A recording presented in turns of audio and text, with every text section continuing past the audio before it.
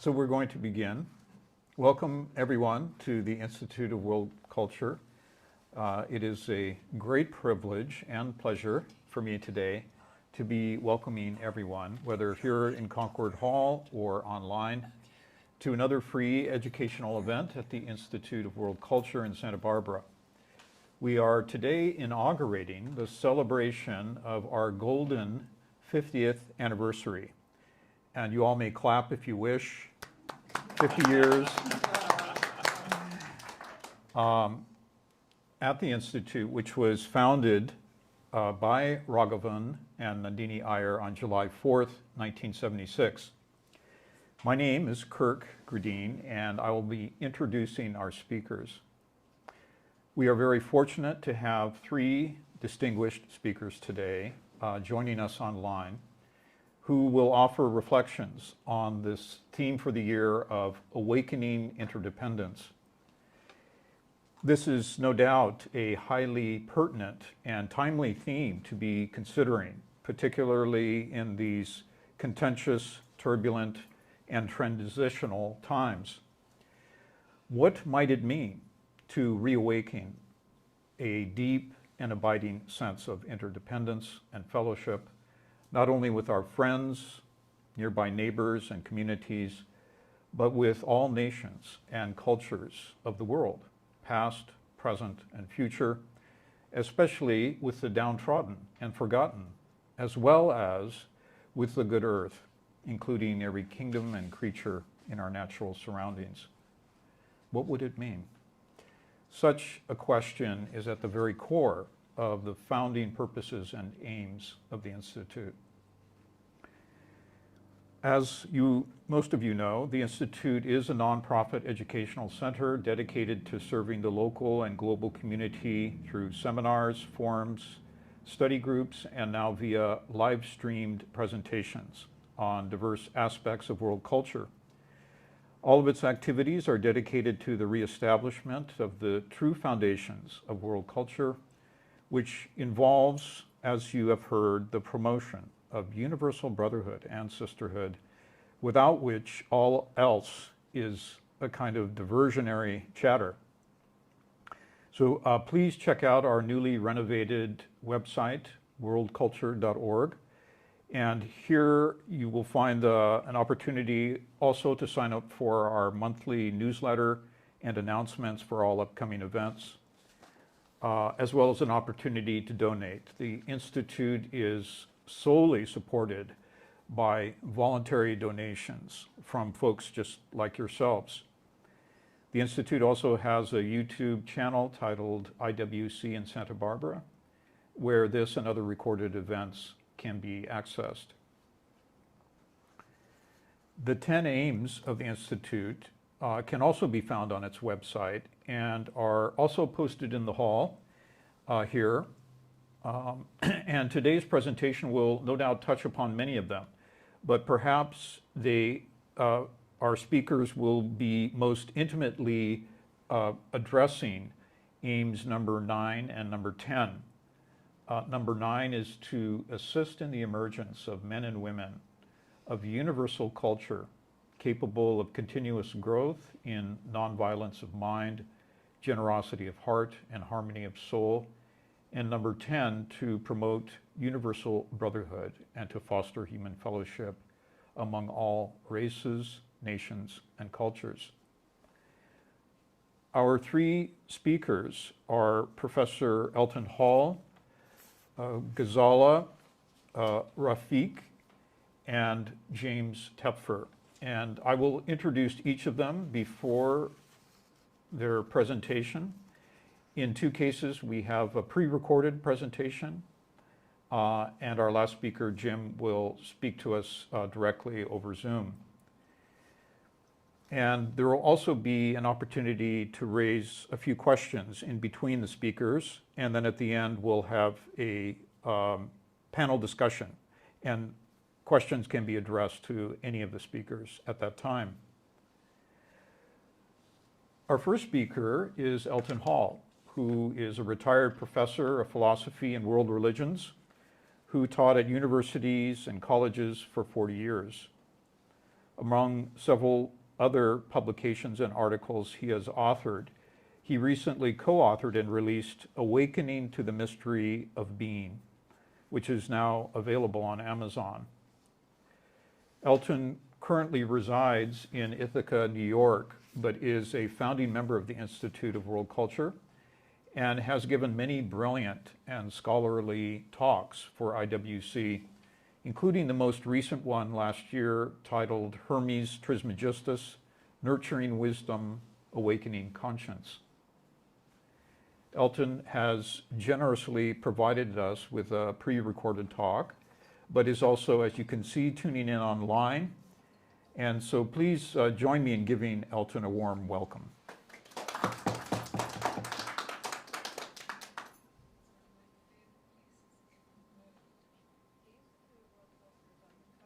This is a sentence from Rosabeth Moss Cantor. A vision is not just a picture of what could be. It is an appeal to our better selves, a call to become something more. This quotation might be taken as a simple, obvious statement, but it contains a key to understanding the spirit of the Institute of World Culture. Rosabeth Moss Cantor wrote her dissertation on utopian communes in 19th century America and has written books on American infrastructure and on working family. She advises both businesses and nonprofit institutions. Vision is the heart of the Institute of World Culture. As Rosabeth Moss Cantor suggests, vision by itself is nothing more than an entertaining picture, something to sigh over. But it contains a demand not only to do something, but to be something. To change the metaphor, vision is the seed which must be planted in good soil. Human beings are that soil. The seed can put out roots, drawing on the nutrients in the soil. Those nutrients are our activated better selves. And with those nourishing elements, a plant emerges, at first delicate, but in time ever more robust. Nourishing elements until it is a tree that shades the very soil from which it grows. This is vision realized. True vision thus impels action, and that action involves both self-transformation and collective effort. Not just to understand, but to embody and spread that understanding. The Institute's Declaration of Interdependence expresses what that understanding entails. It is a vast vision, inviting individuals to share work for the future of ourselves and of all humanity. The Declaration of Interdependence looks back, provides a program for the present, and sees into the future. Looking back, we cannot but feel gratitude to those who made the Institute possible. Those of us privileged to be present at that time know something of what was involved. Inspired by the Indian Institute of World Culture, Professor Raghavan Iyer, supported by Nandini Iyer, determined to create an Institute of World Culture located in Santa Barbara, but existing for the world. There were two dimensions to the effort to bring the Institute into being. One was the development of its aims and purposes, and the other was the creation of a facility to embody its activities. The Chapala Street location, a former mayor's mansion, then in a rather dilapidated condition, was purchased and exactingly renovated in a way that reflected its original appearance.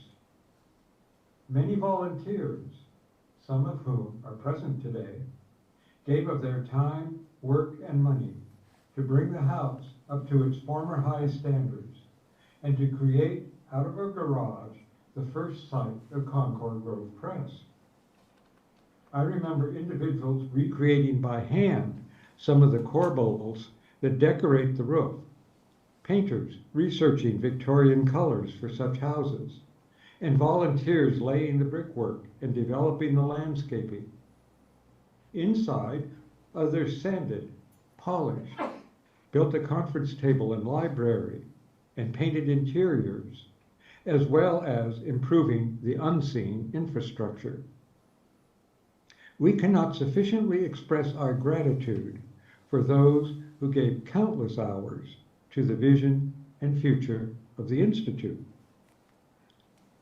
Others met with Professor Iyer to discuss what became the Declaration of Interdependence.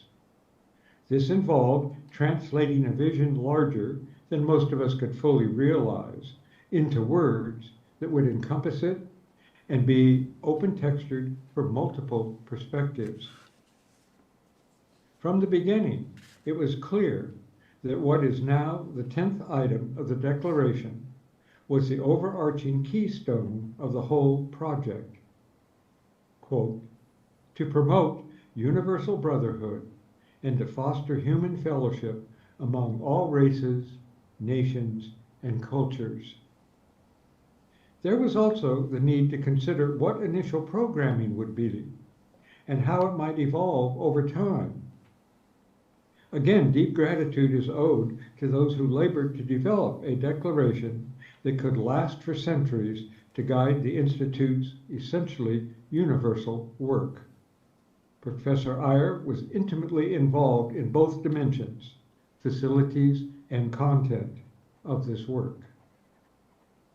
From the beginning, Professor Iyer made clear that the enlightened harmony between individuals and within all humanity did not presuppose that all would think alike, have the same understanding, or even the same preferences in respect to what the Institute would provide. On several occasions, he told the story of his encounter with a Catholic priest. He asked the priest if he wished the whole world to be Catholic. "Oh, no," the priest answered. "That would only mean a world full of lapsed Catholics."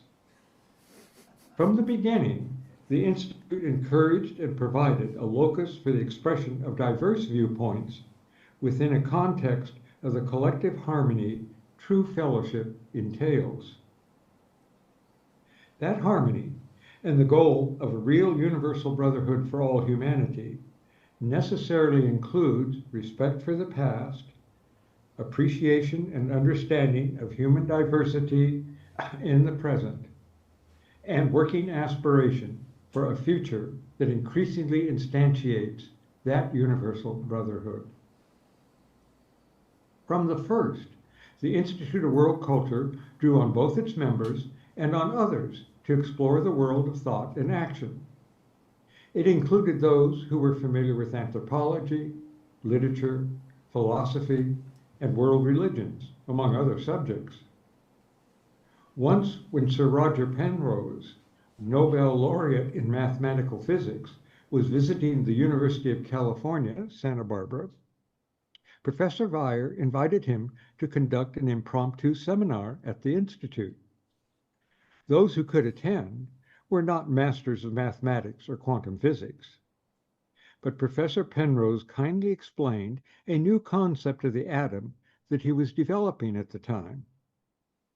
We could understand very little, but it was obvious that he was reducing atomic matter to a set of vibrations, a theme just beginning to be explored in what came to be called string theory. He was gracious in answering what must have seemed to him naive questions. He appreciated what the culture was undertaking and happily joined in its early efforts. Perhaps the most profound occasion of the early years occurred when His Holiness, the 14th Dalai Lama, visited Crosby Hall and then was served lunch at the Institute by volunteers who created an Indian cuisine for the meal.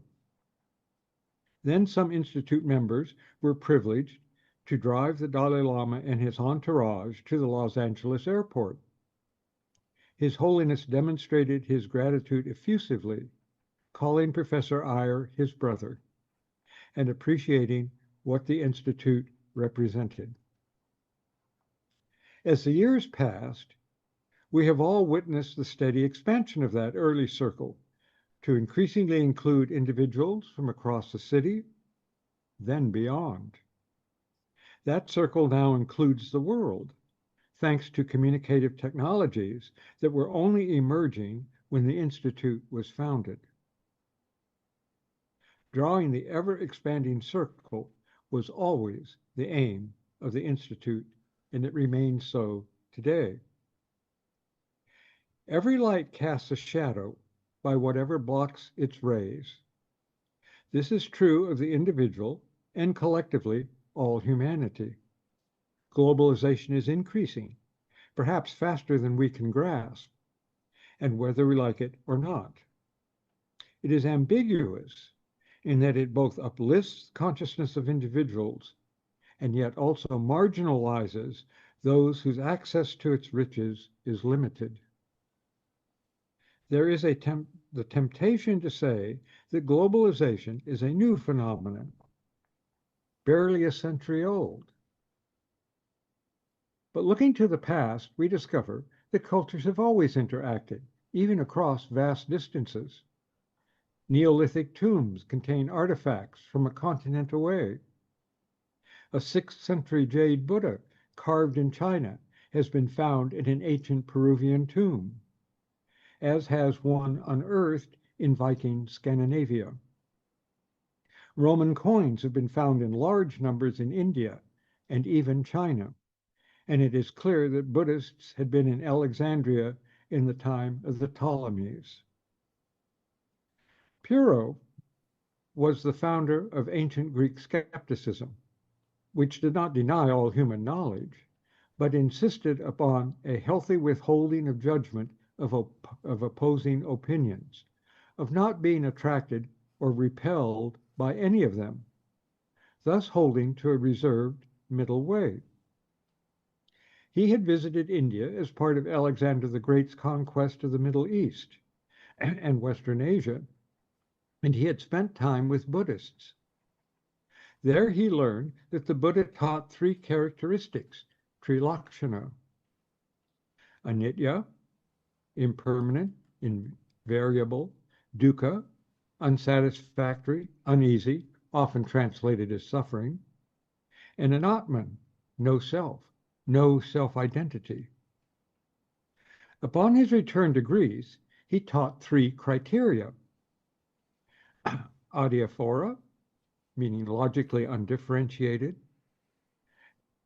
astathmata, unstable, unbalanced, literally not standing; and anapikrita, unfixed, undecided, unjudged, which looks very much like the Buddha's 3 characteristics cast in an ancient Greek rationalist mode.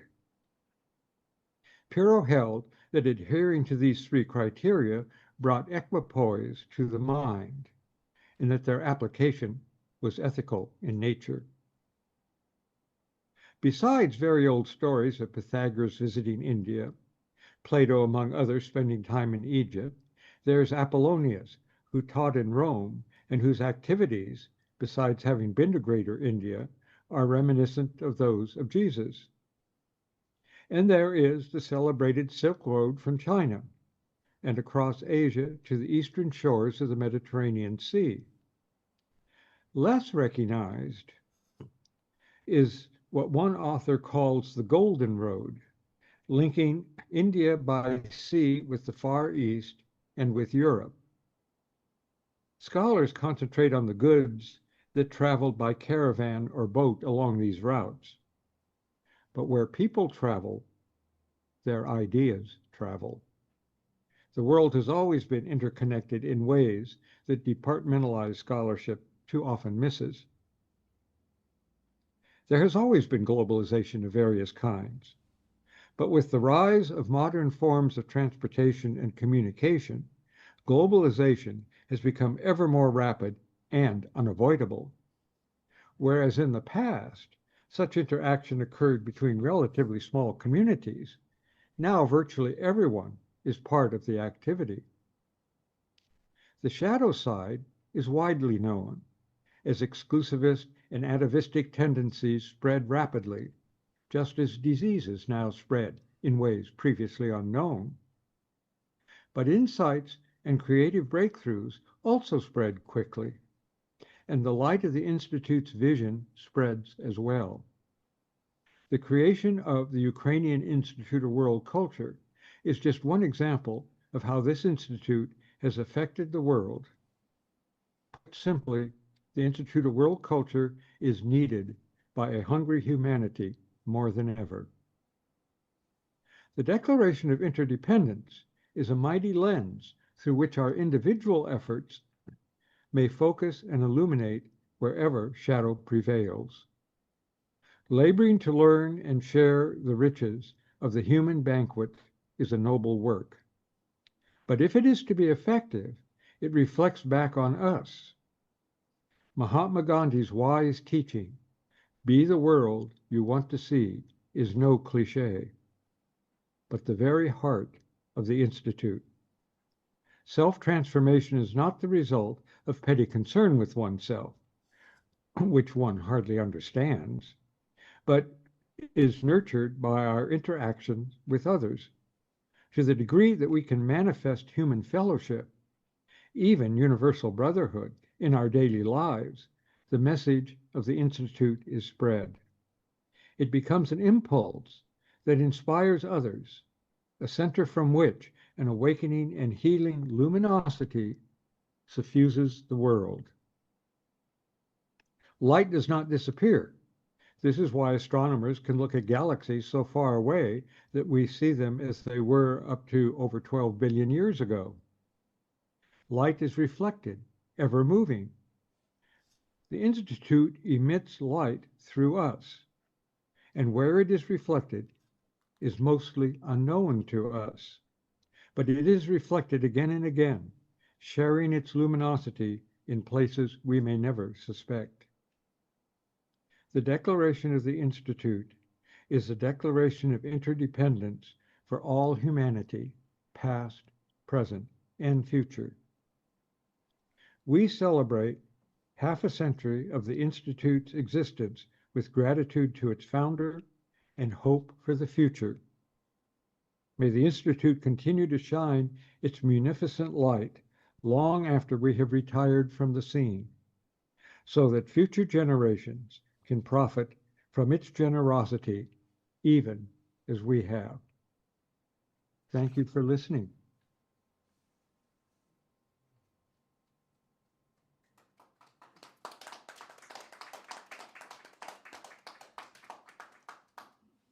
So we have time for a few questions, and I'll bring the mic around.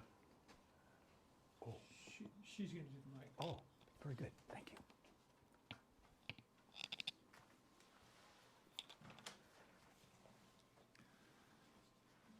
Thank you so much, Elton, on behalf of the Institute as well as all of us for such a kind of an awakening, encompassing presentation on the heart and soul of the Institute.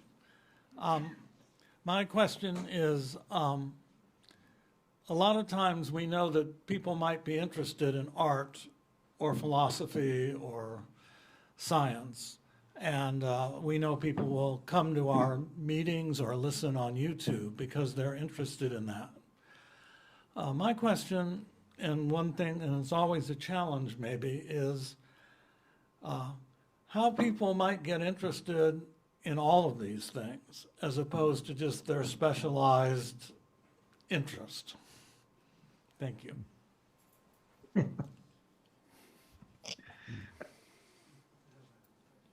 In other words, how do you have real education? I see. Partly, an important part is making things accessible, which often means allowing them to show up wherever a person is. And of course, we try to do a lot of that. Part of it is attempting to relate whatever it is that's being considered to an individual, wherever, to use an old phrase, that individual is at. So you will notice in the end of the talk, or you may not have noticed because it's just there, is I use two, in the last sentence, business terms: munificence and profitability. We might profit from this. Somebody in business will hear those terms in business terms. Well, we're in a little different kind of business, but they might perk up. So one of the things that it's a beautiful example to me was when Sir Roger Penrose came and talked about his new quantum theory of the atom, where it dissolved into these vibratory forces. And he put mathematics on the board, and he drew diagrams that were, to us, utterly incomprehensible. And then we started asking questions. He spent quite a period of time responding to those questions. What struck me at the time was how free and open he was at just sharing with us, who were generally at a level stories and stories below what he is dealing with all the time, and with the people he is dealing with all the time, fellow quantum and mathematical physicists. I just thought it was a demonstration right there of what the Institute can do.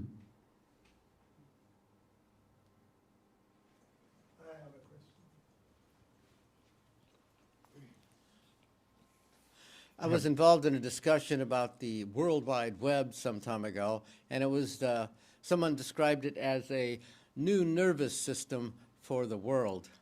And when you see infants, when they're trying to coordinate their nervous system and muscles and so on, at first their arms just flail, and it takes longer than we can imagine, all these things being automatic for us.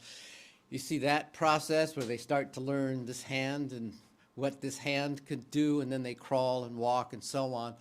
So are we in a stage like that with the World Wide Web, with these new modes of communication? And is there anything, do you have a sense of what could be done to make the process smoother and more effective? Thank you.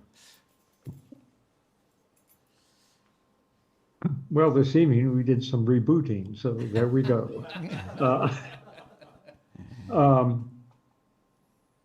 I'm not in a position to predict the future. And since I believe in free will, I believe humanity will, knowingly or not, freely choose its future. But one of the things that that it's interesting to notice if one studies history, it's not the petty concerns that get transmitted across the centuries. It's the great thoughts,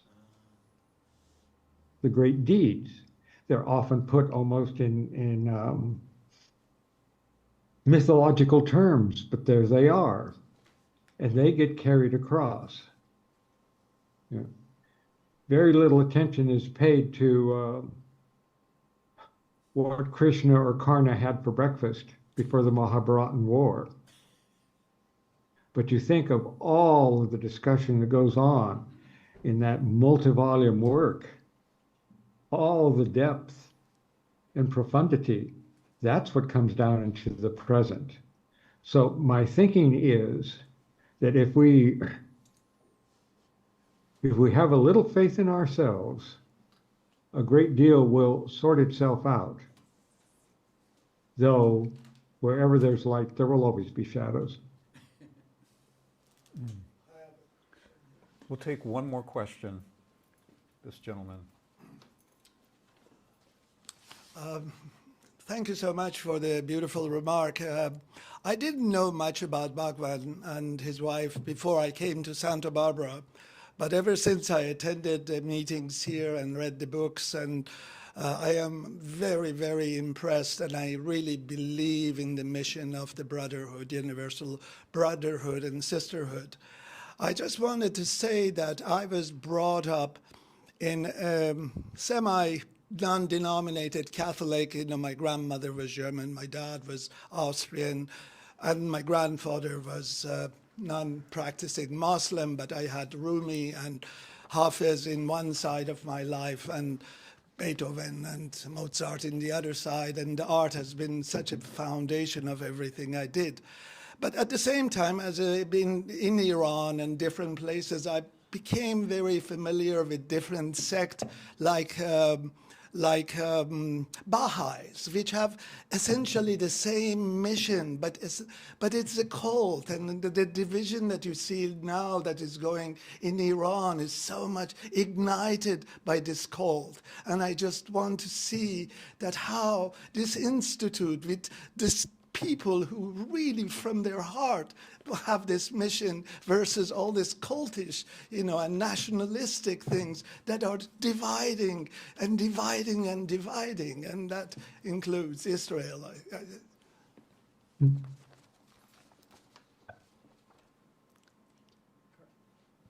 It's always a temptation as one expands the circle to at some point stop expanding it. And then the circle, the circumference becomes a barrier. And then it's easy to become doctrinaire. I have the truth. I have the insight. Carl Jung wisely called this ego inflation. As a analytical psychologist inventing the field, he was well aware that things well up in a human being, and often very deep insights, points of views, perspectives may well up. Ego inflation is when I say, I've had the revelation, and now I will tell the rest of the world about it. But of course, they haven't had that particular experience. And so he says, one of the things we have to do is stop that. Keep that circle expanding.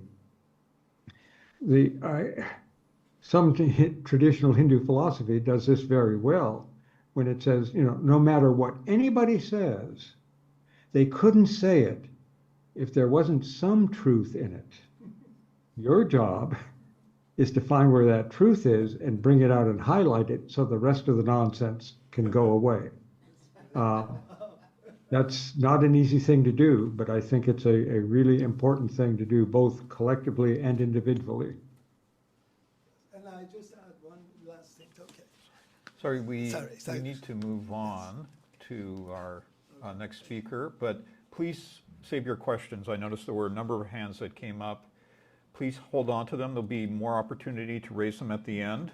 We want to hear our other speakers today. And in fact, the last question, I think, transitions very nicely into our next speaker, who is Ghazala Rahman Rafiq, a longtime member of the Institute who in the 1980s obtained her PhD from UC Santa Barbara in education, leadership, and organization, with a second emphasis in applied linguistics.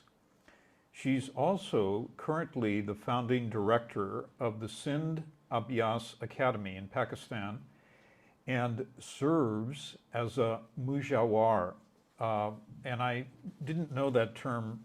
I don't think I've ever heard that term until this morning when I read Ghazala's bio, and I looked it up, and it's one who is a devotee, manager, and caretaker of a Sufi shrine in Karachi.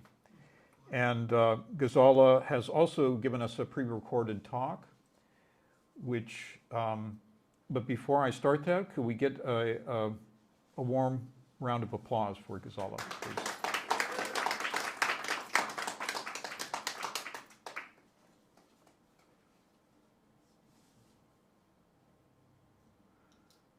That did not quite work.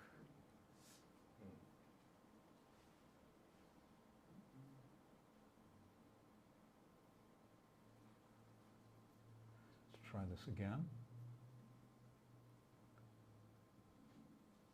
Here we go.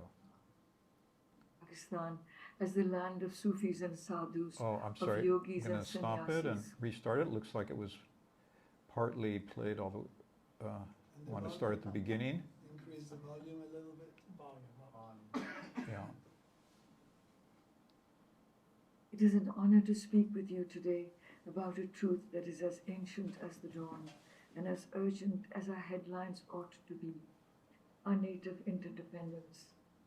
I'm grateful to the Institute of World Culture for inviting me on this auspicious occasion to talk about a question close to my heart and at this time in the world when so much feels out of alignment with Dharma.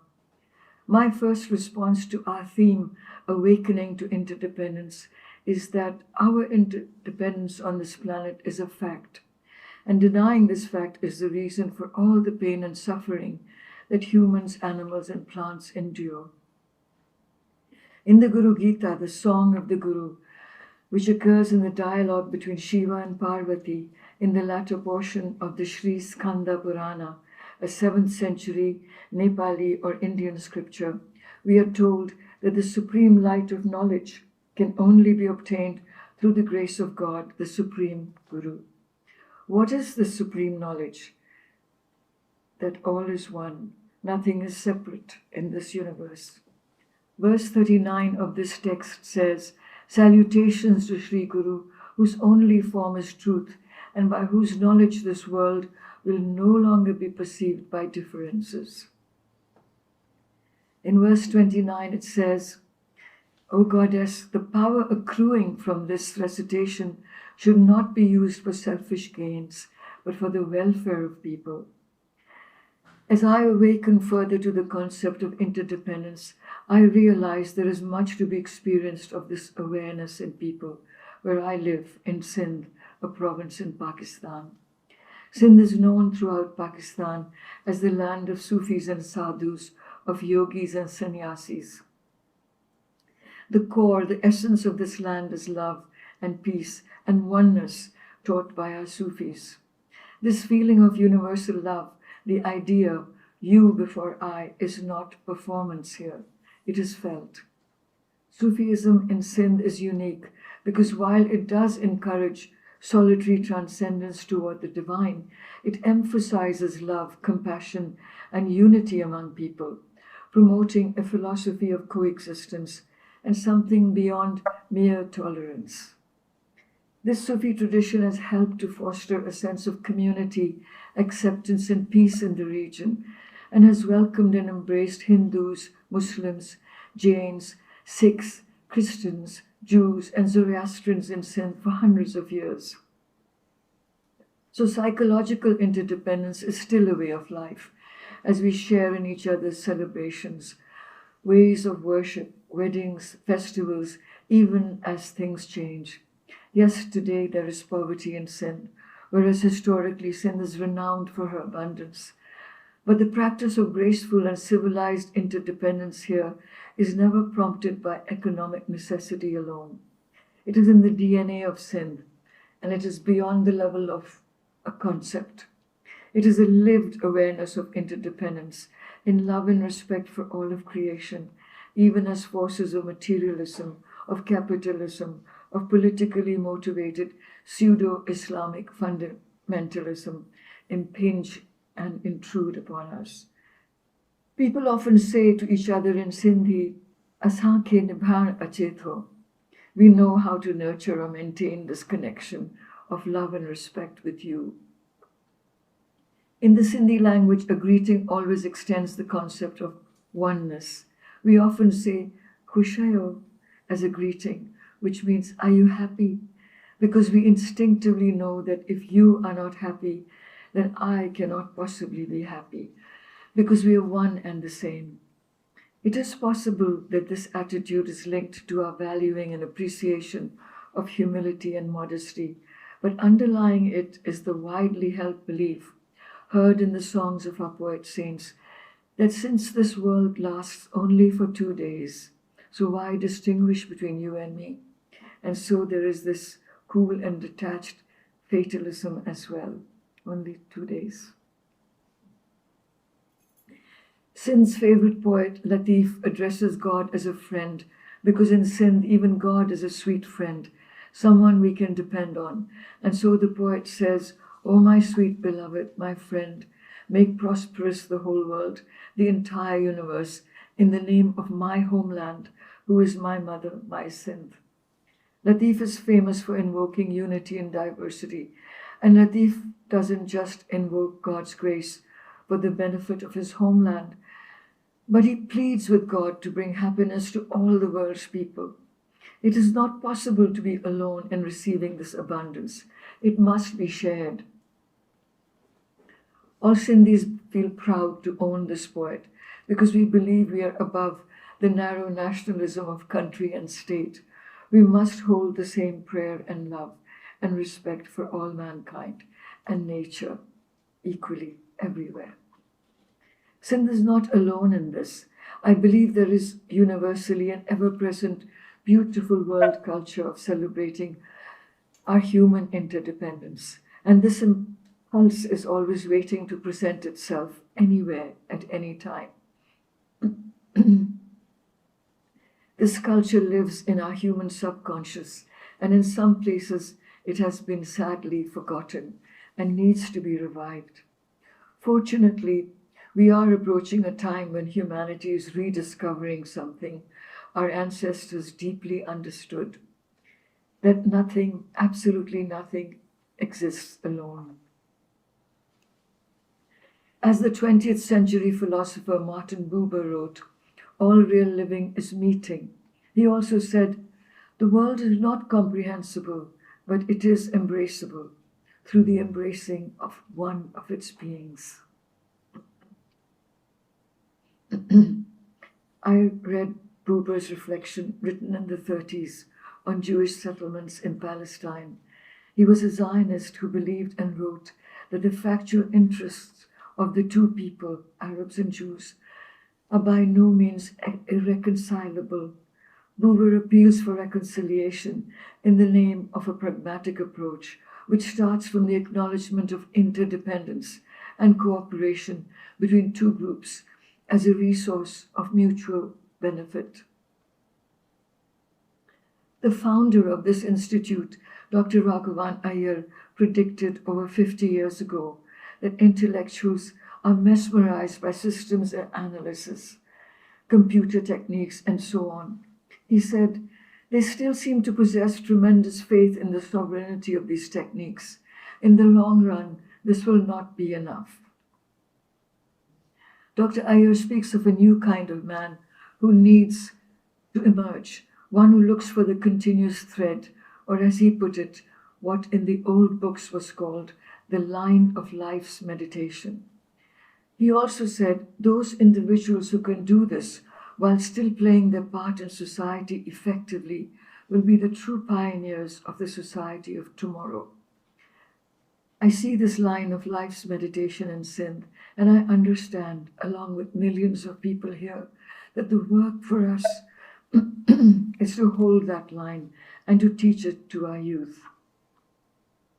Perhaps we humans also need to aspire to Shiva Drushti, or the eye of Shiva, that sees the divine in everything and cuts through the illusion that we are separate. In my life as a teacher by the preschool Montessori University, I have frequently offered students a brief meditation when the sense of oneness is easily created out of classroom chaos, and respect and love become the beautiful norm. I see that people of all ages can awaken to their real purpose in life and to the state of their own sense of interdependence. Dr. Iyer has spoken of the effective possibility to create our own new cultural patterns. But he says we cannot do this without a conceptual breakthrough and without harnessing our traditional values and providing new motivations. He said that those who engage in systematic meditation, they will be at an advantage.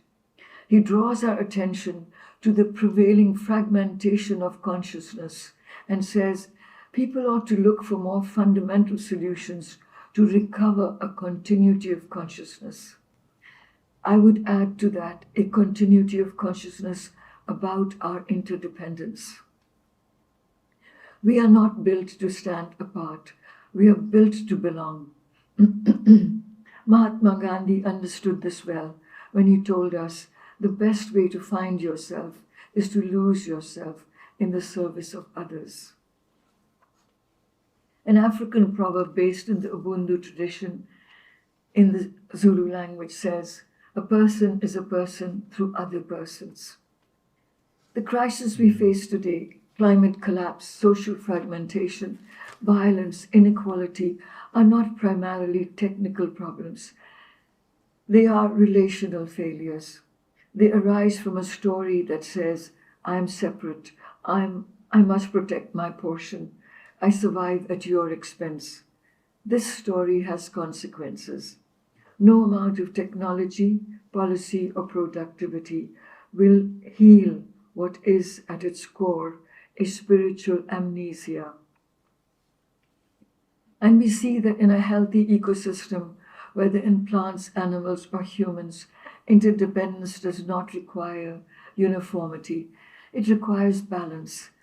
The forest thrives because of diversity, roots sharing nutrients, trees signaling danger, fungi forming vast underground networks of mutual support.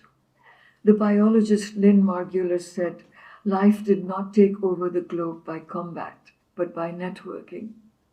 Nature does not glorify dominance, it rewards cooperation. And when one species takes too much, the system destabilizes. We are not exempt from this law. How do we educators impart this delicate knowledge to students and future teachers?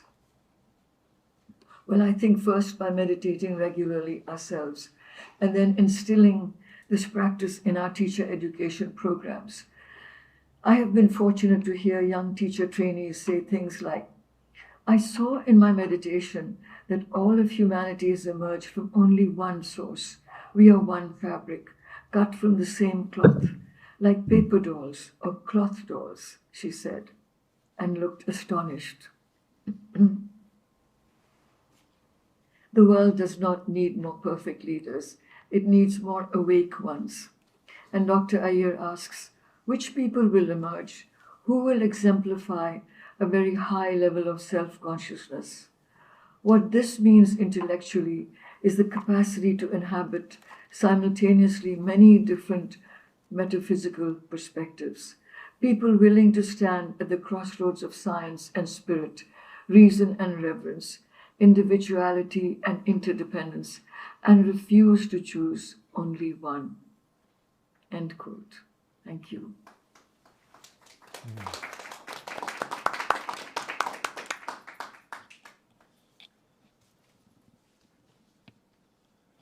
It's quite beautiful. Thank you, Ghazala.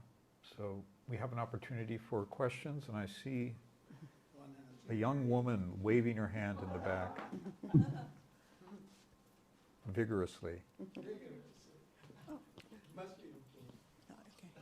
It was a beautiful talk. Thank you so much, and touched on so much. My question is, how would you say people who kind of almost automatically, so to speak, see differences could be helped, inspired, or encouraged to begin to see similarities? Hello, Terry. I think we have to just persist in our own expansion to include their limitations first. We have to allow this is a process that has to happen within them. So something has to shift in us first because we're interdependent,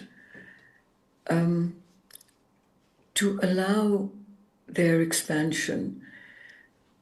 We have to move out of their way, support them in that internally.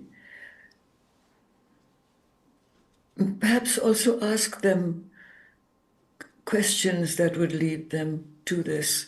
I sometimes do that with my students. And in our study circle at the shrine, if I'm leading a group, I can feel that, yes, it's really feelings. You have to feel your way through the limitation, through the confusion, because we must remember how we arrived at this expansion. And as Professor Hall said, that there's always that limitation, the circumference, the boundary. We always have to be looking at how to cross that, to reach the other person. And also Professor Hall said, to be the change you want to see. I think just in our own being, we can encourage this in others. But never, put them down, because everybody is where they are. We don't have to, we want to get away from this elbowing that we're doing in the world today. There'll always be people who are ahead of us. There'll always be people who are behind us. There'll always be people who are just parallel to us. And we're all exactly where we're supposed to be at that time. So it's great love and compassion and no superiority. Thank you. Thank you. We have another question here. Hello. Thank you so much, Giselle, both for your prepared remark, as well as you can feel that you have the heart of Rumi and Hafiz in you, and Martin Buber of I and Thou, and all this golden rule that we are all, love others as you are yourself. That's the reality. That's, to me, that's the fundamental truth, that love and the truth, they are the same thing. Neither just the cold truth, but, that compassionate love that Rumi and, Christ talking about. And Professor Hall, I think, in his book, Awakening of the Mystery of Being, he just expand on this topic so beautifully.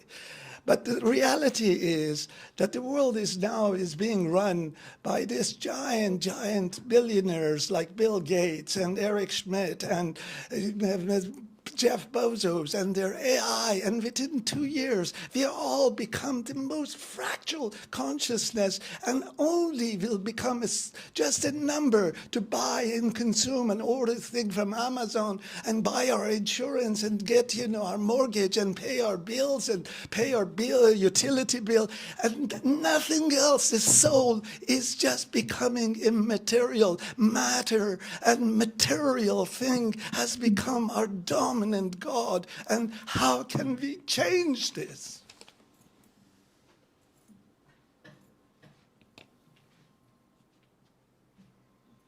Salam alaikum.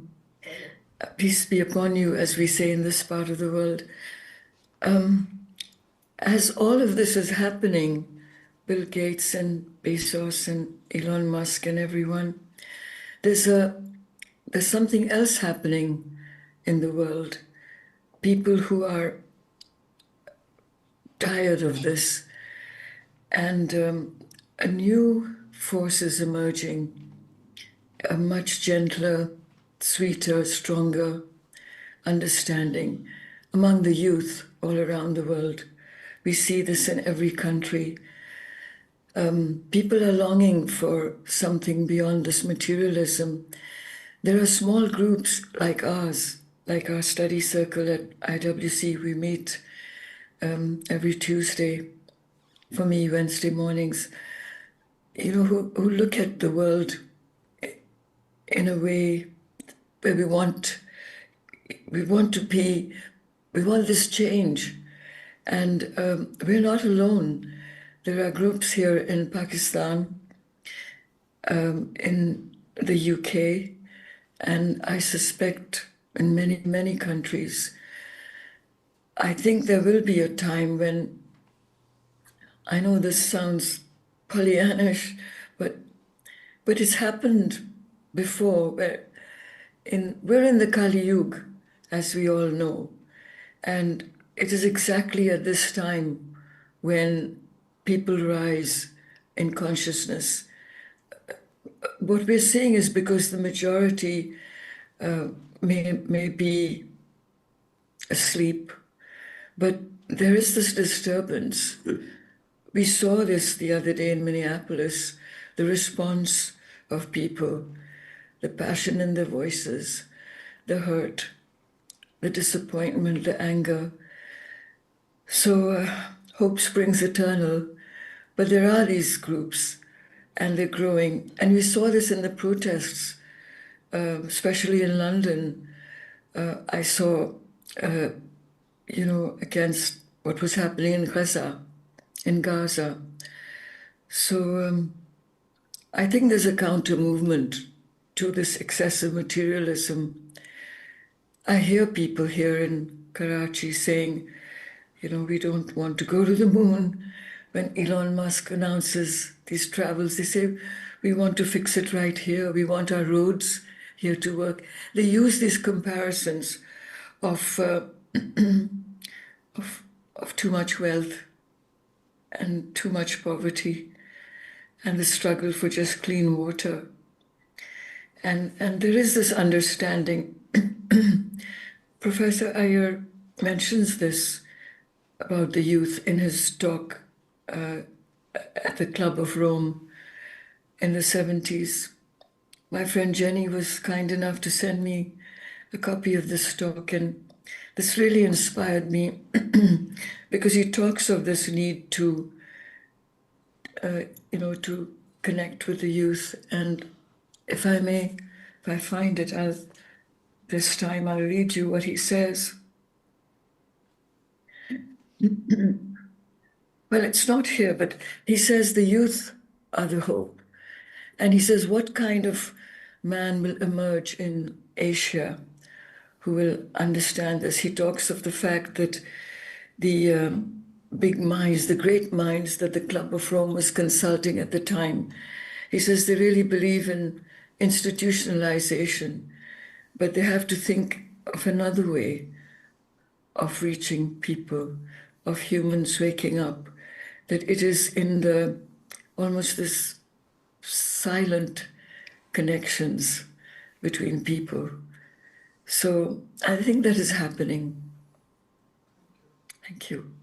It's a wonderful response. Thank you so much, Ghazala. We have time for one more question. I've got the mic here in the back. Oh, I've already got the mic here Very in the good. back, Maurice. This is, I guess, another Karen. Hi, Ghazala. This is Karen Hines from the Tuesday Night Study Group. It's always so lovely to see you and hear your beautiful voice. And thank you so much for taking the time and energy to be with us today with your big time difference. So thank you for being here and sharing your lovely presence.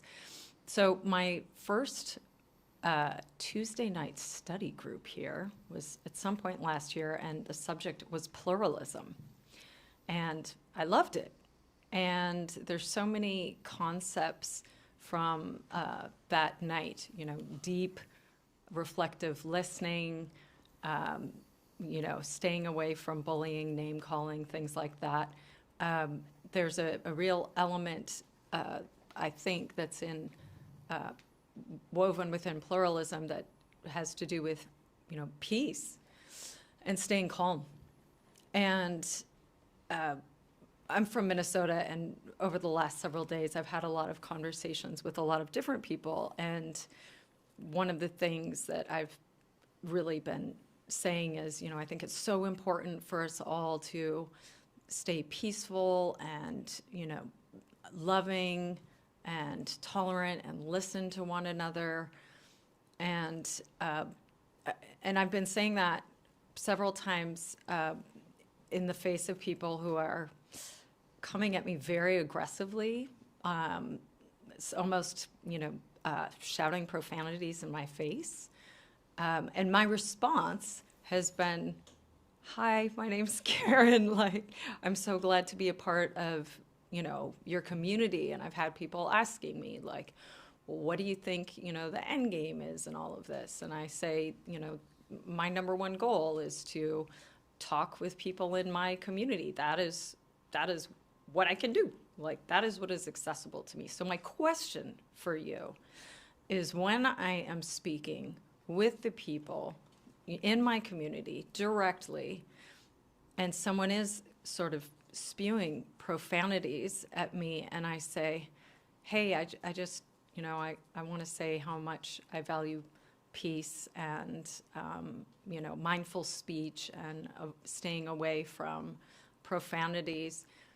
I feel like there's been a couple of times when my saying those peaceful things have maybe even gotten a person to become even more frustrated.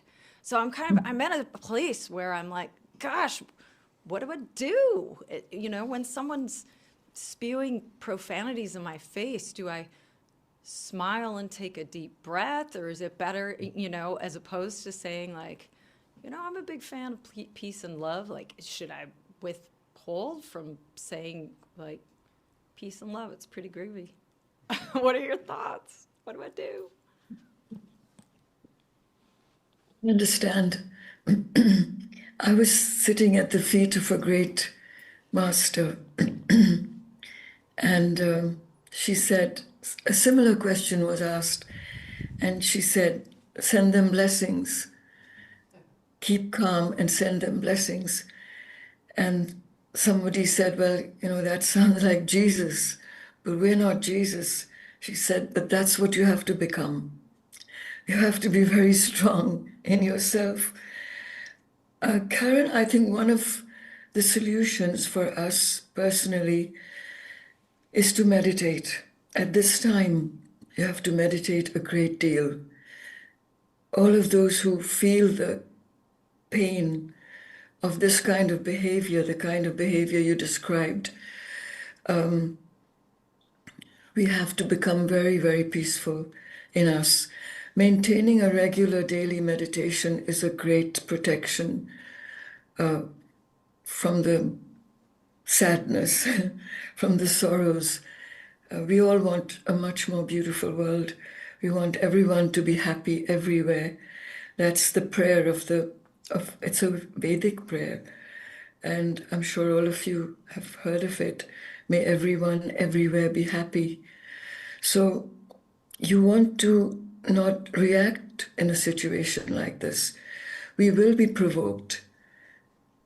This is Kali Yuga. And we have to be the bigger person. We have to not take it personally. And we have to listen, because something inside is hurting them or frightening them. And also, I just want to say one last thing about the upbringing of children, of youth today. Excuse me. This is a me culture. We've seen that. And it's hard for people to get away from this if this is all they've known. The directive has been to get ahead, and it's just about success and more, and they're looking for happiness in the wrong place and more things, and this self-righteous attitude. So that maybe they haven't met anyone like you who has something else going on, this spark, this desire. We hear in you at Study Circle every Tuesday night. You bring something so beautiful. So I think you can't even share that right now with some people. You can only feel that inside and remain true to yourself. Don't react, not angrily for sure. So meditate. Thank you. Wise advice. Thank you so much, Ghazala. So we now we'll turn to our third speaker for the day. And again, please hold on to your questions because there will be more time for discussion and questions to follow. Our third speaker is Dr. James Tepfer, a Gandhian scholar and well-known in institute circles and elsewhere. Jim received his PhD in political science from UC Santa Barbara and taught at the college level for over 40 years before recently retiring. He too has given many presentations for the Institute, including most recently a joint presentation on Vinoba Bhave, contemplative mystic and social revolutionary, and 1 year ago on the unholy alliance of religion and politics, a Gandhian perspective, which was really a golden occasion that many of us will remember and cherish for some time, and which is also available on our YouTube channel. Jim was also a founding member of the Institute of World Culture, and so please join me in giving Jim a warm round of applause.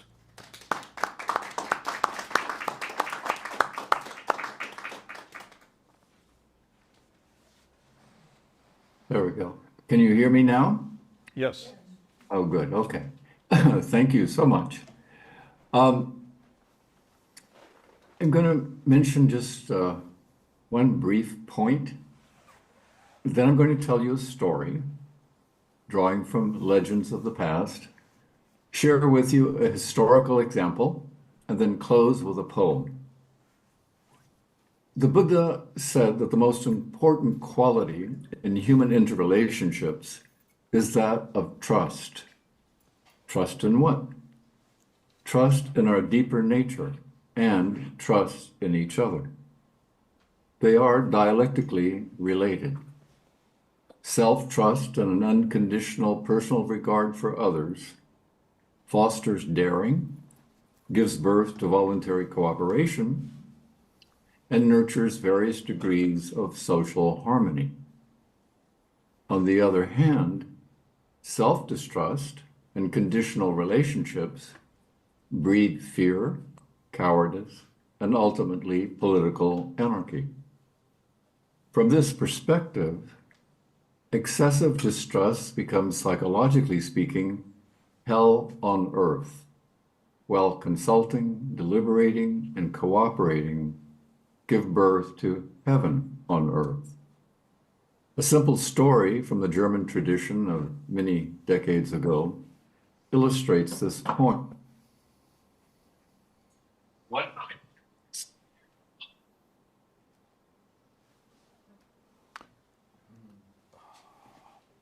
Jim, sorry to interrupt.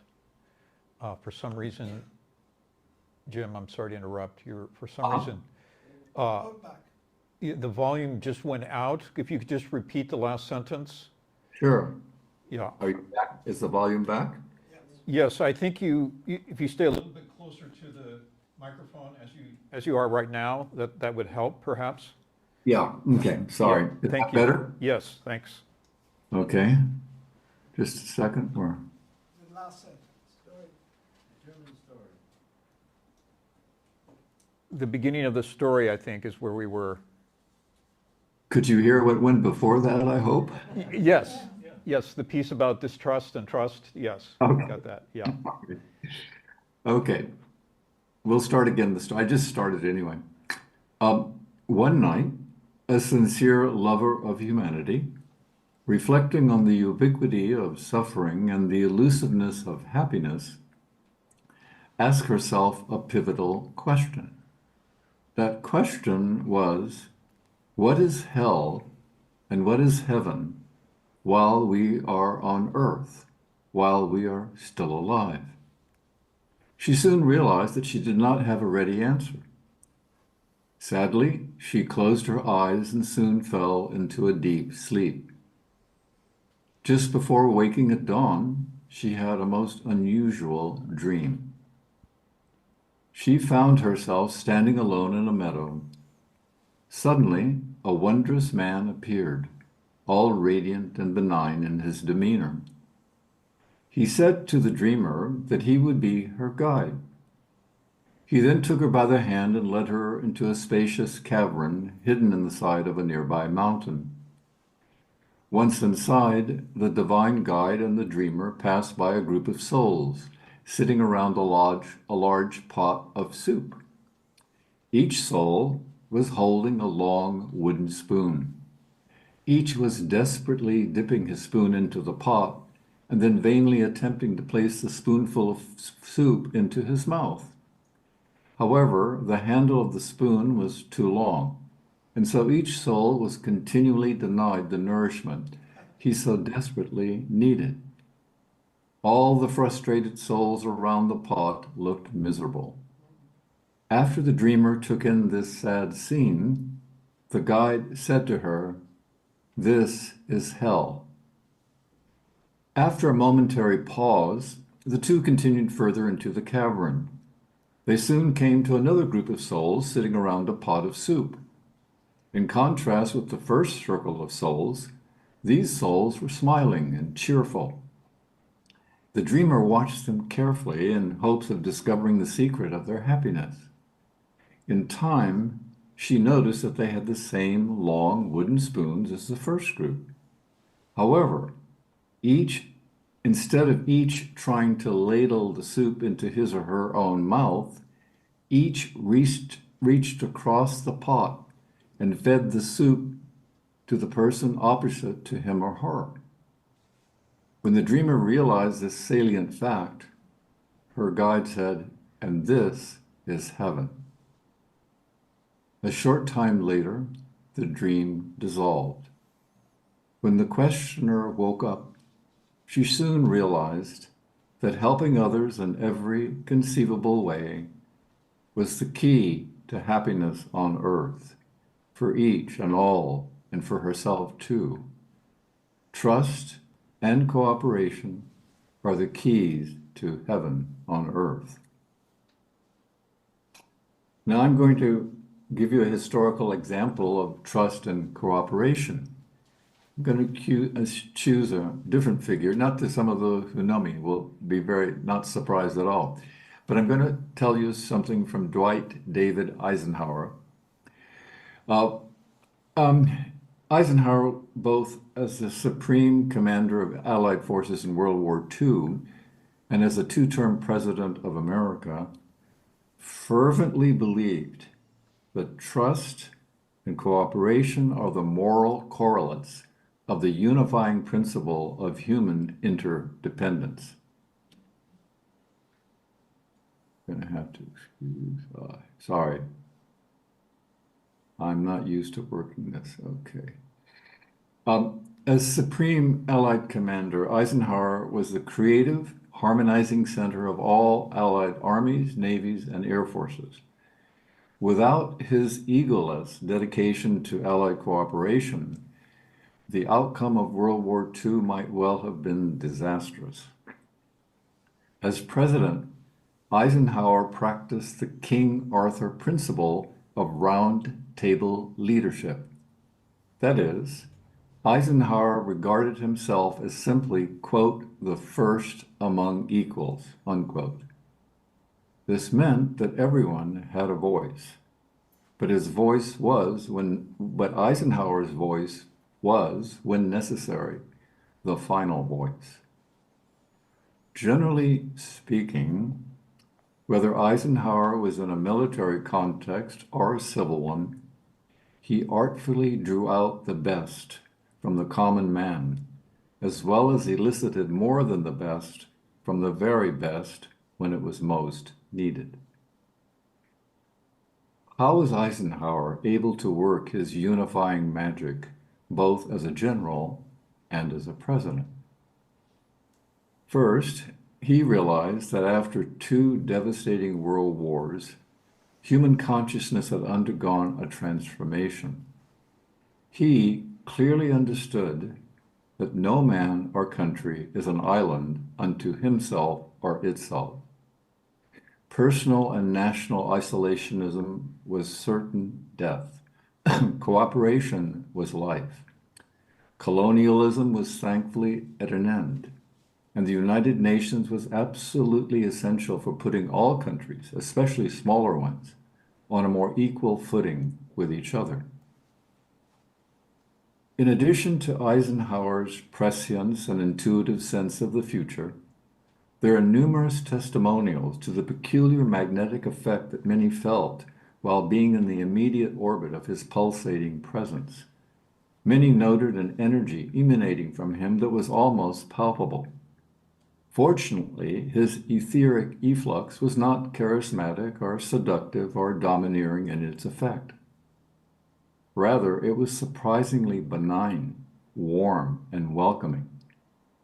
When he turned his full mental attention on you and spontaneously gave you his incandescent smile, it was simultaneously charming and disarming.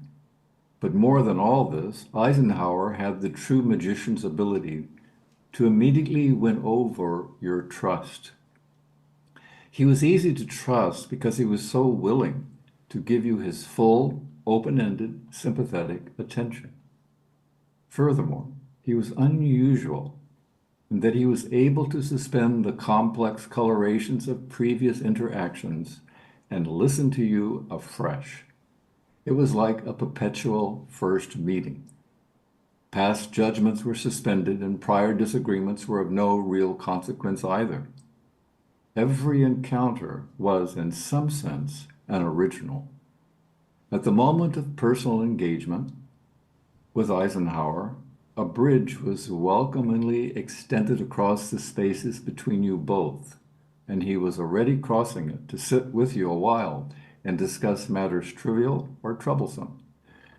Temperamentally speaking, the subtle light of dawn was almost always within and around Eisenhower. It was rarely nighttime. He was fundamentally an optimist who sloughed off moments of discouragement with relative ease.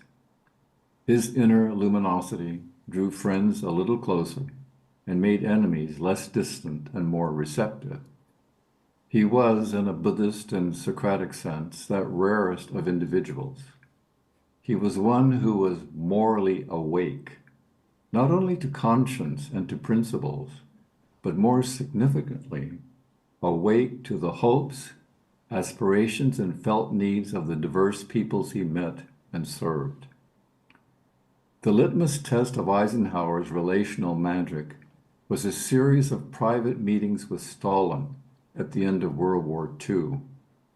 Stalin, the most suspicious and paranoid of men, was notably struck with Eisenhower's character and conduct during the war, and after the defeat of the Nazis, Stalin invited Eisenhower to visit Moscow. Eisenhower accepted the invitation and flew to Moscow with General Zhukov. During the short plane flight, Eisenhower was shocked and distraught to see below him nothing but countless Russian villages and towns that had been completely decimated by German soldiers. Millions had been slaughtered. Eisenhower spent a week in Moscow, and in addition to private conversations with Stalin, he was feted by the dictator in public. In fact, during a parade in Moscow, Stalin insisted that Eisenhower stand on Lenin's tomb, a privilege no non-communist or foreigner had ever been accorded. When Eisenhower left Moscow later that week, Stalin told Avril Harriman, the U.S. ambassador, "General Eisenhower is a very great man, not only because of his military accomplishments, but because of his human, friendly, kind, and frank nature. He's not a coarse, brusque man like most military." Clearly, there was magic in Eisenhower's way of relating to Stalin. Eisenhower's inner radiance, his trust, and his ability to instill trust, even in the most distrustful of men, was extraordinary. And most importantly, Eisenhower's ability to suspend judgment and treat Stalin as a human being who was just as much interested in peace as he was, made Stalin relax and confess to Eisenhower how much Russia needed the help of America after the war, not only monetarily, but in terms of the assistance of American scientists and technicians. Eisenhower was sympathetic and put Stalin at ease as very few could. For a magical moment, the two leaders became co-conspirators for the good of the world as well as of Mother Russia. Now I'll close by reading a short poem written in 1834 by Leigh Hunt. It's entitled Abu Ben Adam. Abu Ben Adam, may his tribe increase, awoke one night from a deep dream of peace, and saw, within the moonlight in his room, making it rich and like a lily in bloom, an angel writing in a book of gold. Exceeding peace had made Ben Adam bold, and to the presence in the room he said, "What writest thou?" The vision raised its head, and with a look made of all sweet accord, answered, "The names of those who love the Lord." "And is mine one?" said Abu. "Nay, not so," replied the angel. Abu spoke more low, but cheerfully still, and said, "I pray thee then, write me as one that loves his fellow men." The angel wrote and vanished. The next night it came again with a great awakening light, and showed the names whom love of God had blessed. And lo, Ben Adam's name led all the rest.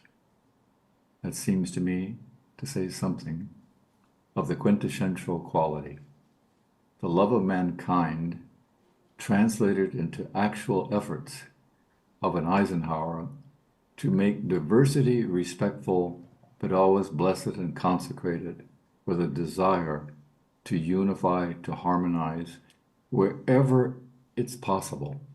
Don't worry about the larger institutional changes. Be more concerned with the microcosm, with making the macro work in the micro imaginatively by effort, by, as the Dalai Lama is saying, converting one Chinese communist at a time, because it affects hundreds and thousands of others eventually. And so our effort should be to take this kind of spirit and see how conscious cooperation with the good and non-cooperation with evil, as Gandhi said, are the keys to self-transformation at a local level, which is always the course, in a sense, the most critical one in the long run. So anyways, those are some thoughts.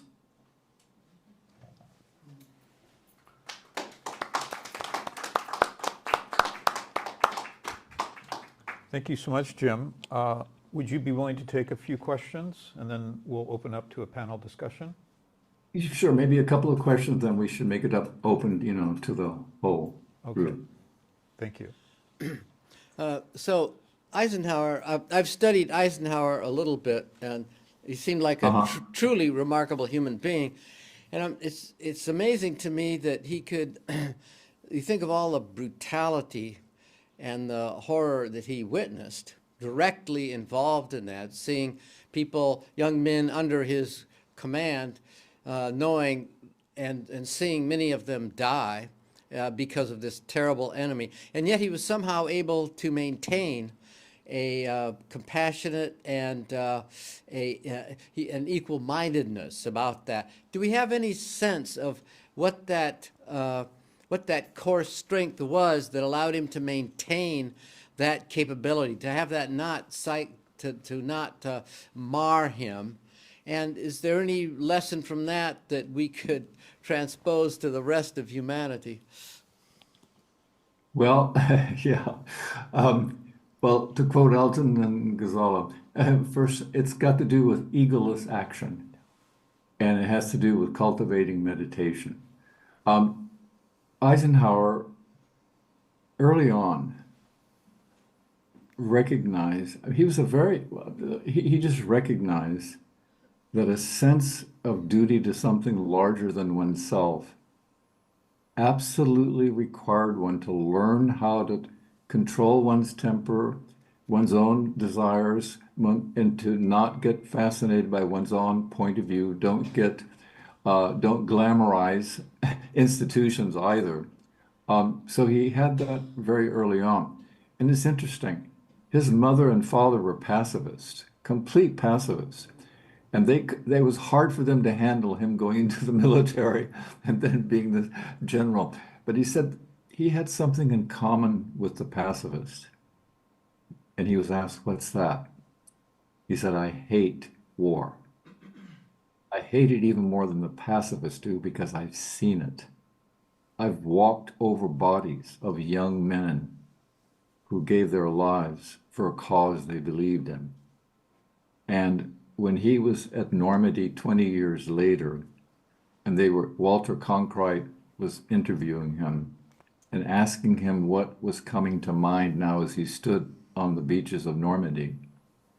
And Cronkite was amazed because he didn't say anything about all the armies, all the military, all the unusual generals and characters he met. He said, the only thing that comes to mind is the suffering and the young men that never got to go home.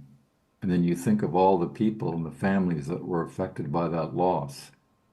And therefore, why don't we learn to treasure the simple things that give life its beauty and its dignity and its meaning, and to honor one another? And so he had this strong sense of both something larger always. I mean, he could never have handled Montgomery and some of these people without being able to set his ego aside. But at the same time, he was fearless when it came to his responsibility. There's a famous story that in D-Day, there was a big problem on D-Day because the weather was so unpredictable.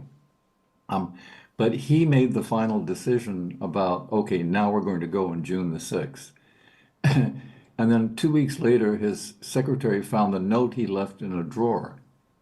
And the note read, "I wish to make it clear with the failure of the invasion of Normandy, that I took the best advice given to me, and the soldiers all exemplified courage, but the mistake in the decision was my own." And his sense of responsibility, but without ego, to me, was a wonderful thing.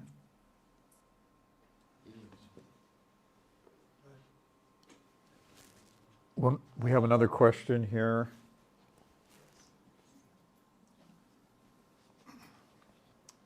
Thank you so much for the beautiful presentation. Aside from Eisenhower, when I was reflecting on the story you gave about the people in the hell with the soup with that big handle and fighting, and the one happy, cooperating and giving the food to the person across the big bowl, as well as the story that you ended, reminded me of a beautiful poem by Frederick Schiller, and I only read one very, very small paragraph of it because I think it relates to this. And it's Yes. yeah, it's a very short piece. I will read it for you, and it says that we are dead group of matter when we hate, but when we love, we are as God unto the gentle firefighter's yearning through each state. And shade, anyhow, it says, when we hate, we are as dead group of matters when we hate. And when we love, we are as great as God. And then about your last thing about simplicity, Gandhi says that live simply so others can simply live. And it's not that there is not enough food to feed all the people in the world, but it's not enough to satisfy the greed of those people that we mentioned earlier. Yeah, yes, absolutely. This is a very much a Gandhian point, and a lot of people agree. I mean, I remember Thoreau saying that he discovered the key to wealth was reducing his needs and reducing, in particular, his wants. When I can reduce my wants to simple elementary human needs, I suddenly discover I'm far wealthier than I realized I was, and have far more even than I need. So, but it's not an easy thing to do. Uh, Greed is so pervasive, it's like a kind of collective cancer. And it's difficult to deal with except by strong measures. Which is why I think a Sufi mystic once said that when it comes to healing ourselves, we can do minor curatives, but we can't do surgery on ourselves. So when there's a deep disease, a deep malady, bowing before the divine, bowing before anyone who exemplifies in their lives this spirit of recognizing our interdependence and the mutuality of our needs and our incredible capacity with a little imagination, a little daring to help people in so many simple ways that have nothing to do with trumpets announcing in advance you're helping someone. Just a kind word, a good silence. I remember even Eisenhower on this point said when he was in the presence of someone who was suffering some personal trial or some personal grief, he said, I didn't say anything. I just stood there with them. And I was quiet. And I felt sympathy. And they could feel my sympathy usually. This is the thing about, Nixon once said this. So the thing about Ike is everybody loved Ike. But the annoying thing to me was Ike loved everybody too. So that's why people just really, we're drawn to him. You would think he'd be so forbidding. He's got that big brow and everything, but he had this magical smile that just seemed to dissolve things. And by the way, if you want to hear something remarkable said at the United Nations, go listen to his talk on atoms for peace. It was so electric because what he decided was, look, we can't change. We have discovered, and we have this horrible thing called the atom bomb. But there's no reason why the scientists tell us you can put the knowledge of the atom to constructive use. What we need to do is make it available to the whole world instead of hoarding it and getting involved in an arms race, which we knew eventually happened anyway. But when he gave this talk, he was trying to ask all the countries that have already discovered how to make an atom bomb to take some of that material, make it available in a common place so that other countries can draw upon it and use it for peaceful purposes. Then he generated the International Atomic Committee, Atomic Energy Committee from the UN. And later on, he created NASA, actually, and he created it as a civil organization, not under the government. So Eisenhower was always trying to do these things that helped people to be more aware in consciousness. He did, I know this sounds like he did have his faults, but the point of the matter is he thought a certain way. He thought very broadly. He thought in terms of longer epochs of time. He could take something that was brought to him and integrate it into a larger picture. And I remember that one of his speechwriters said, I never ever heard anyone in politics ask the question at the end of almost every cabinet meeting, every discussion, what is the principle that's involved here? And how's it going to affect people over the long run? That was always his question. And so he in a sense was exemplifying what you're referring to when we think of things a certain way, we become godlike. Yeah, the human being has an incredible capacity. When people who are leaders have faith, genuinely speaking, in quote, the common man, it shows, it communicates without words. Eisenhower, he had an interesting point. This would be my last point, so we have time for questions. After all this immense preparation for what was called Overlord, or the invasion of Normandy, you can't imagine that thousands upon thousands upon thousands of officers and planners that were involved in that one invasion. And the number of decisions that had to be made every single day and all the challenges that came. I mean, he was so scrupulous about an allied army cooperating that I'll tell you just a quick amusing story. He got word that two of his officers in this large staff that he had of like 16,000 people had an argument in a bar. And one of the officers, the American officer, shouted at the British officer who he's having an argument with, said, I don't care what you say, you British SOB. And Eisenhower heard about this. And he summoned that officer to his office, and he said, you're being reduced in rank and you're being sent to the States. When the British officer heard about this, it upset him. And he asked to speak with Eisenhower. And Eisenhower said, okay, I'll give you a minute. Come in, please. He said, look, he said, sir, I've been called so much worse than that in my lifetime. And anyway, I've learned something about English, about you Americans. Apparently the word, bastard is a bitch is, it's kind of an affectionate word. It can be used in an affectionate way when you say SOB. And Eisenhower said, I don't have a problem with that. I have a problem with him calling you a British SOB. That's not acceptable. So, very interesting point with Eisenhower, but sorry. Yeah, anyway, go ahead. Go back with your question. I'm sorry.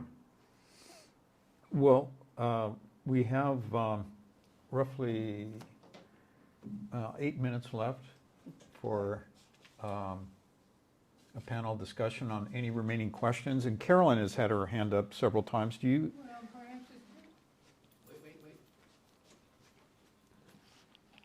Perhaps it's a bit negative, so I hope there's a nice question after mine.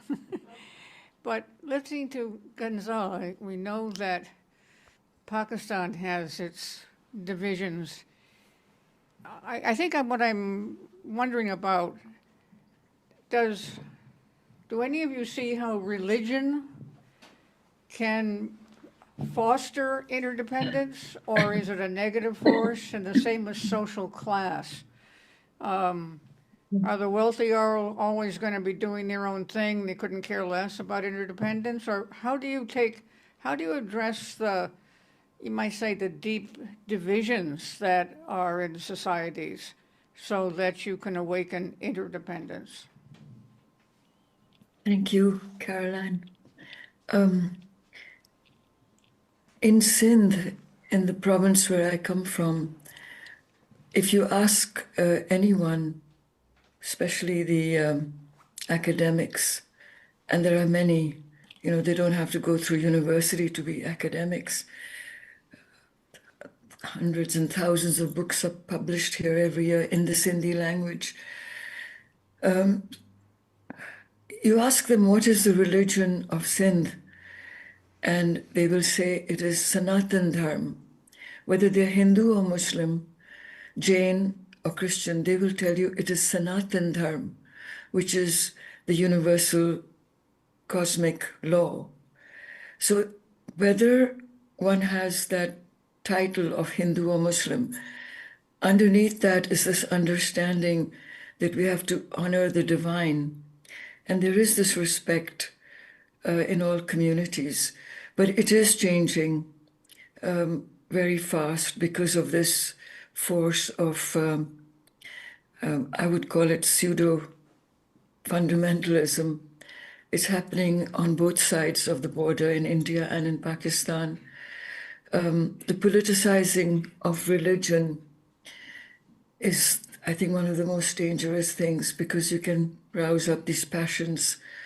Yes, there is divisions, class divisions, religious differences. If you speak with people, religious differences are not the issue. They are created, they're fanned by the politicians and by even the government sometimes. I think people are people everywhere. And if you spend time with people in any sphere in this country, religion is not the most important thing. It's humanity. And I think the lack of, the changing patterns of the river, the water availability, and the food, the lack of food, there is so much more that is important. There are frictions, there are tensions, but I think the overriding thing is the awareness of our humanity and the interdependence. I travel in this country, and the poorest among the poor will offer, of any religion, will offer you their last chapati. They'll offer you their bed. And yes, there is this overriding sense of our humanness. People give little presents to each other all the time, maybe a fish or a bunch of radish from a farm. There is this sweetness, there is this welcome, the pure welcome, because the underlying religion of Pakistan is to welcome the other. The guest is always God, whether you're Hindu or Muslim. So I do see these fractures that are in the news and, how we are portrayed across the world, but haven't come across any terrorists.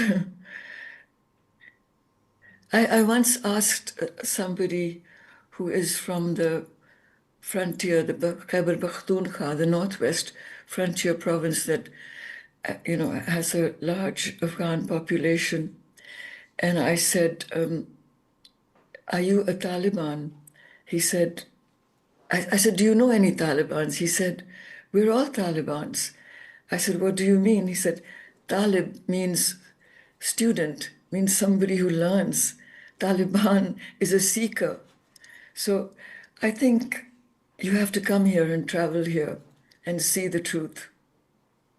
There's always two worlds, the one that's portrayed and then the real one that's in the hearts of the people. I know why Dr. Rafiq has the name she has. Every time she speaks, it's a ghazal. Ghazala, would you mind sharing with people what you shared with us about? Remember the city of Mithri, is it that where there's religious harmony in the what is it? I'm trying to remember the name. It's Mithi or Mithri? Mithi. Yeah. There's an article that you sent us on it. Well, Mithi is in Tharparkar, the desert, the Great Thar Desert, which is part of Pakistan, part of the province of Sindh. It is our side of Rajasthan, which is in India. The old Rajputana kingdom was sadly divided. And the people of Rajasthan, people of Thar, whether it's Pakistani or Indian, they have this culture of great beauty. In Mithi, in Umarkot is another famous city in this region. I don't know the story I shared exactly, but the Hindus and Muslims live in great peace together. They share everything. We had somebody working with us who spoke of this. He came and lived in our home, and we city people in Karachi were astounded with.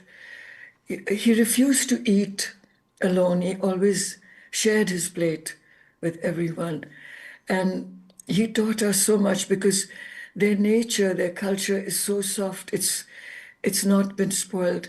I think the story I told maybe was about the ak, the tree, where the woodcutter goes into the forest and he tries to, looking for dry wood, tries to fell down a tree, and then when the sap gushes out, he's mortified because it's still alive. And the rule is not to kill anything that is alive. So he takes off his turban and he tears two strips, and he first ties the gash in the trunk of the tree, and then he strikes his own leg, in empathy, and then he ties it and he goes home and tells his wife, I will never go to that part of the forest because I've hurt a living being, the tree. And the story is from this part of the world, this part of Sindh, where they still have this principle of no harm. Beautiful story. Beautiful. Yeah. Thank you. Wow. Thank you. That's a wonderful note to unfortunately begin closing the meeting.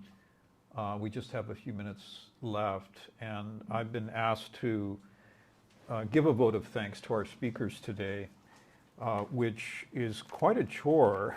We have heard so much, and I'm not going to pretend to be able to summarize everything, but I think one of the key takeaways that Ghazala in her examples, and also Jim and Elton, spoke to was this idea that that in the small one affects the whole, and that though our scope of influence may seem limited, that in fact there is this great unseen that connects us all, and that in all our relationships, in all our interactions, in all our efforts to share the treasures of the world, as Elton characterized the Institute, that we are in fact affecting the whole in some unseen but still very real and palpable way, and that will have its effect over time. And I think this is part of generating a sense of confidence and hope, is in that secure realization that there is that vast unseen connecting us all. We also heard from Ghazala regarding the need for meditation, the cultivation of continuity of consciousness and awareness, its ability to of self-possession, and of not reacting, not being drawn into behavior that would be detrimental and not in line with our principles, and attempting to become ourselves centers of right reason and reverence, virtues of justice and consideration of others. And that despite what the media may portray, that there is a movement amongst humanity that is perhaps more powerful. And this was the point, actually, it connects up with the first point, that the unseen may, in fact, be more powerful than the seen, so that we can be deceived by what the media portrays, what we see in our cell phones and our tablets, that doesn't portray the reality of what's going on with humanity. So I want to, again, ask all of you to join me in a round of applause for our three speakers who have helped to awaken our sense of trust in the interdependence of humanity and of nature.